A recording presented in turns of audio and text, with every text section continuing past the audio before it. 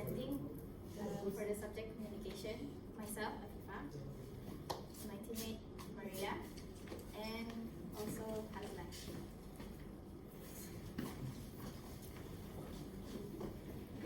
For today's presentation, we will be talking about what is communication, types of communication, and an overall explanation about visual communication.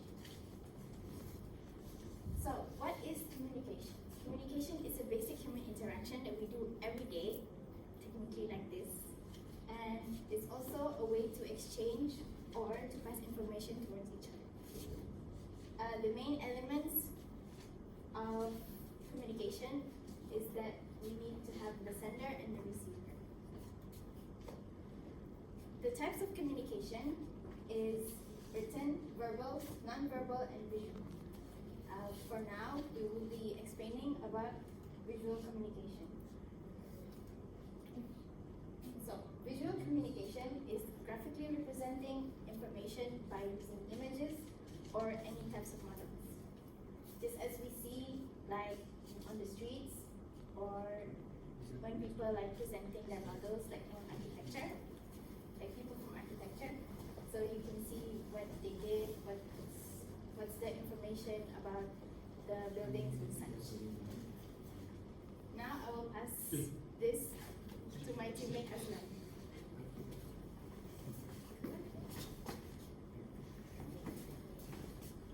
So visual communication comes with different forms. So today in this slide, I will show you some of it. So the first one is public sign.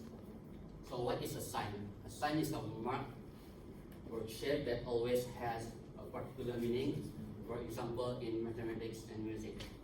In mathematics, for example, an addition sign. What's the meaning of an addition sign?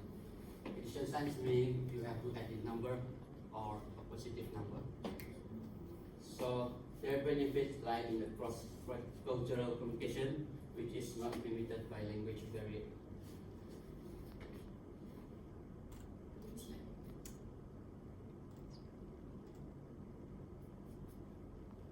Okay, next one is the visual symbol. Visual symbols is used from long ago. For example, pigeon, heart, and gold. So, what are these three symbols meaning for? The pigeon's symbol meaning for a symbol of peace, while heart is a symbol of love. For gold, it's a symbol of wealth. I add another one that is an emoji. Emoji is another form of visual communication that express emotion, feelings through smiley or ideogram. Next one is a chart and graph. Chart and graph is very perfect for data analysis. It includes many types of chart and graph. For example, bar, column, pie, and donut chart. As you can see the bar chart, the pie chart, and so on.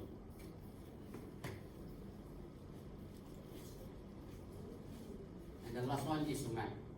Map can represent a place vividly. For example, back in the day, people tend to use paper maps to find a place because it's portable and can be carried around easily. But nowadays, people use online maps, that is Google Maps, because it is much faster to find a place that you want to visit.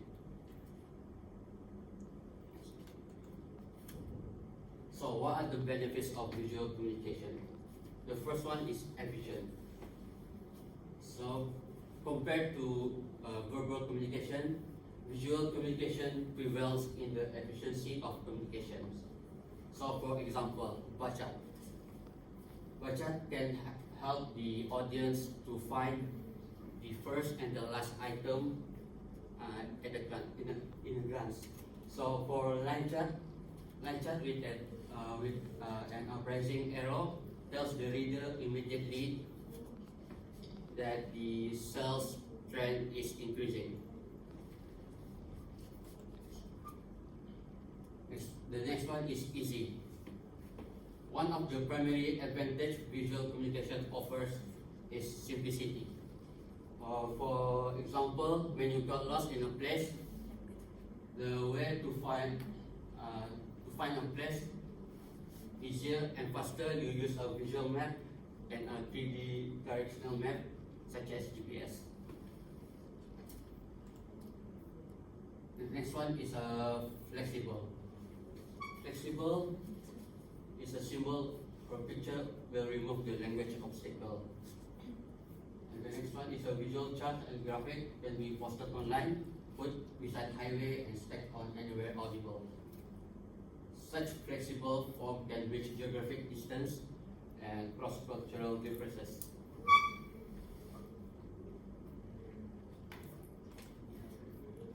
The last one is the enjoyable.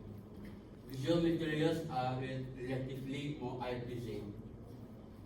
If highly artistic, it brings aesthetic enjoyment. When, for example, photography. When presenting an amazing shot, it makes people relax. For funny pictures, it makes people laugh. And it helps people to store a better information. And the next slide will be presented by Maria.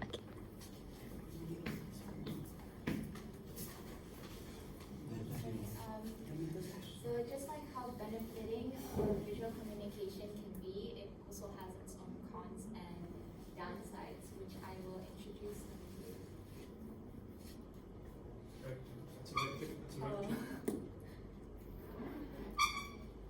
Okay, so one of the many of those that makes visual communication can be very disadvantaging is that when here I've written, when a visual aid is not properly designed in order to convey or relay a message, it can lead to a breakdown in communication. So basically, if you tried to make or design this visual aid, but it's not properly designed, you didn't use the specific or the right appropriate items, it can actually lead to a failure in whatever message you're trying to convey or relay or transmit or pass on. So therefore, the design of your visual communication has to be considered. In other words, it's important. Examples of these aspects would be the color, whether it's attractive or boring, the size, big or small, and then the information capacity, whether you're giving a lengthy information or a very brief information. So these are examples of some visual aids and like how they designed it. Here I have two types of brochures. One is the cross-fold brochure, and one is like the normal one that we're pretty much used to. This one has a lot of colors. Normally people use bright colors and like primary colors so that it's more attractive to the eye and it's more appealing. Whereas black and white brochures and like those ones that are made from paper, people tend to look lightly on it and people will just throw them away. Whereas this one, people will actually take time and read it and slowly try to process the information for themselves. And then these are large screens. So people display pictures onto large screens and like they try to give out information. And people normally do this for like big audiences. And for large screens, they normally put it on like highways or roadways because people actually have time. They sit in the car and when they drive, like they actually have time to look at the screens. Instead of if you were to give away brochures on like highways, people are just not gonna look at your brochures. They're just gonna throw it away and focus on driving. So next is that it is costly. Visual methods of communication can be more costly than other methods of communications. You actually have to bring about this type of communication into life because it's visual. You see it with your eyes. Sometimes you also have to feel it with your hands. So you have to actually make this thing. You make these things. So for example, you draw maps, you make charts, you produce brochures, or like rent a screen. These things are expensive. That's why often big companies and organizations normally practice this method. And if you want to say like making maps or like making charts or like, you know, like those pie charts, they're not expensive. They can be free, but they still cost money. You design a website to relay an information through visually, so it still costs money. You're gonna rent the website anyway. So yes. The next one is complex presentations. Visual presentation of information can be too complex for readers because visually people, it depends whether you are trying to give a lot of information or not. If the information is too lengthy, it can be really difficult for people to understand because you're not being straightforward with whatever you're trying to give. It's too discreet, and people can actually misunderstand it. So yes, it might be difficult to understand, or it can be too distracting, especially if you're putting too much information in just one item. So these are examples of like what I mean when it's too complex or it's too distracting. These ones are written communication. So people read these, but you're actually looking at it, which means it's also visual. So just in one glance, you don't want to read it because it's too much. Even though there's pictures, it might be attractive, but you still don't want to read through it because it's too much. And then these ones, I would like to compare this map and this map. That map, you don't have labels. You don't know what you're seeing. You don't know if this building is the same as this building. You don't know which road leads to which road. So, but this one, it also has labels, it has colors, but it's still really complicated and hard to understand. Another reason why this can be a con is that it is an incomplete method. Visual aids tend to make us analyze the message. Visual aids, again, they're not straightforward, so you have to sit and you have to actually process it and absorb the information. Whereas if you were to say it or if you were to write it, you know exactly what the other person is trying to say. So it's insufficient to communicate effectively and clearly without oral communication or any other types of communication. So you actually need other types of communication in order to make this work most of the time.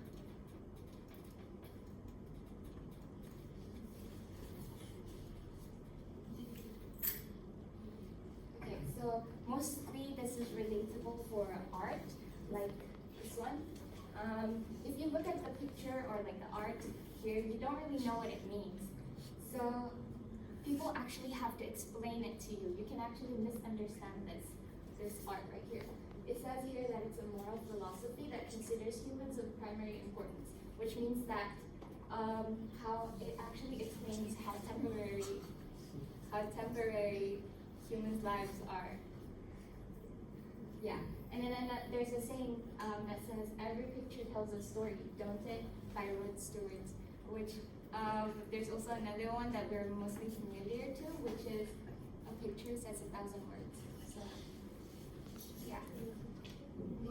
So yeah, the pictures or like art, they're normally not straightforward. Another would be a wastage of time. Just how my teammate has said it's efficient, it can also be a wastage of time. Visual techniques are time consuming. Again, you have to sit down, you have to absorb it, you have to absorb the information and everything, and it takes time. Oral communication does not take time to exchange information, and it's difficult and it's complicated. People can easily misunderstand whatever the visual type of communication you're trying to present. In conclusion, visual communication has both its pros and its cons, and to support this, to support visual communication, I've gathered and compiled a few statistics about visual communication. So color in visual increases attention span in viewers by 82%. People only remember 10% of the information they hear out loud, whereas people remember 65% of the information they see in visual. patients who received health statistics in infographic form are 2.84 times more likely to understand their condition. And lastly, visuals increase learning and information retention by 78%.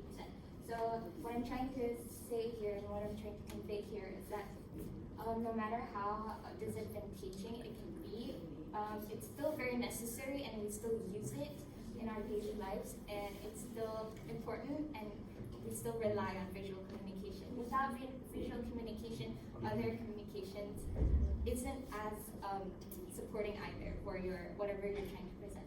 So that's all for my team. Thank you.